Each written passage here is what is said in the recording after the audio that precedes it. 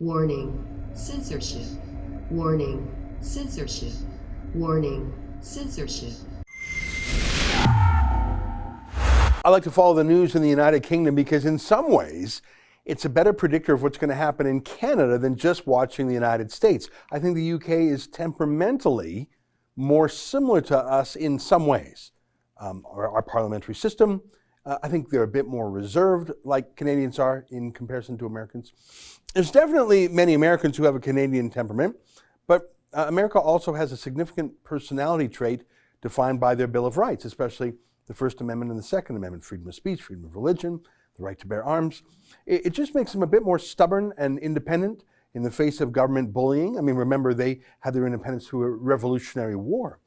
And it makes the government a little bit less likely to push too hard against the citizens. We're all genetically the same. But the way they limit their government in America has a way of shifting the balance in life away from the blob and the mob of the state and towards the individual. I mean, it's almost impossible to imagine a Canadian province with the license plates, the motto that New Hampshire has, live free or die. That's on every license plate of every vehicle in New Hampshire. They look at those words every day. Or the Great Seal of the Commonwealth of Virginia. It's in Latin, and people don't look at a Great Seal very much, but it says sic semper tyrannis, which in Latin means thus always to tyrants, or to be more modern in the translation, up yours, tyrants. We have friendly Manitoba on our license plates. I think that's more Canadian. So when a tyrant does arise, speaking of Manitoba, like Brian Pallister, and he starts bullying people and prosecuting churches and locking down businesses and defaming people he accuses of not being locked down enough, being friendly actually means being obedient, and that's not good. There's a problem, though, because we see that in every lockdown province, and federally, of course, the lockdown elites, the ones who are enforcing the lockdown, they're not following the lockdown themselves. Literally, the top civil servant in friendly Manitoba just went traveling and super spreading, as the lockdowners would say. So I'm trying to look ahead, and I'm trying to predict where we're going with all this. And I think that there are some parts of the United States that are socialist enough to be templates for Canada. I think California and New York meet those tests sometimes. I mean, absurd lockdowns, the destruction of the entire hospitality industry, especially in New York. I mean, thinking of New York without its restaurants is like thinking of Paris without its cafes. Really, it's essential to its character. What a bizarre official broadcast this was on New Year's Eve from Times Square, normally a hub of activity, life and excitement and commerce and energy and entertainment and youth.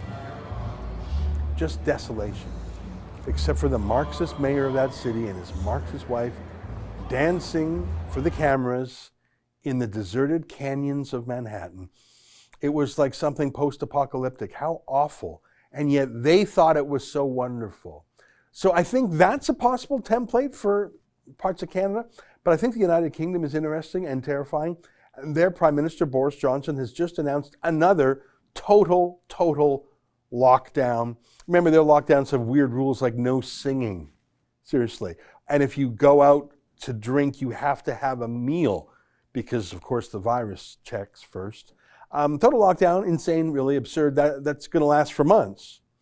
Take a listen. With most of the country already under extreme measures, it's clear that we need to do more together to bring this new variant under control while our vaccines are rolled out. In England, we must therefore go into a national lockdown which is tough enough to contain this variant. That means the government is once again instructing you to stay at home. You may only leave home for limited reasons permitted in law, such as to shop for essentials, to work if you absolutely cannot work from home, to exercise, to seek medical assistance, such as getting a COVID test, or to escape domestic abuse. Yeah, it's permanent now, isn't it?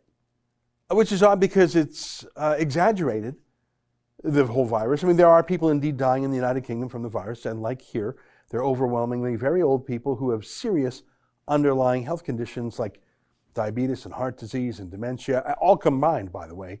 But in general, life is unaffected by the virus itself. Speaking of viruses, this video has gone viral in the UK. A woman went into a hospital in the United Kingdom, a hospital that was allegedly overwhelmed with cases, and she filmed it on her phone, and it was practically empty. There's actually no hospital bed crisis. There's fewer hospital beds in use now than this same time last year in the UK. And she was arrested for taking that video. I'm not making that up. Arrested. That's an excerpt from my daily show, the Ezra Levant Show. Every day I do a monologue on the news of the day, then I interview an interesting guest, and then I read my hate mail. You gotta subscribe. Go to rebelnews.com.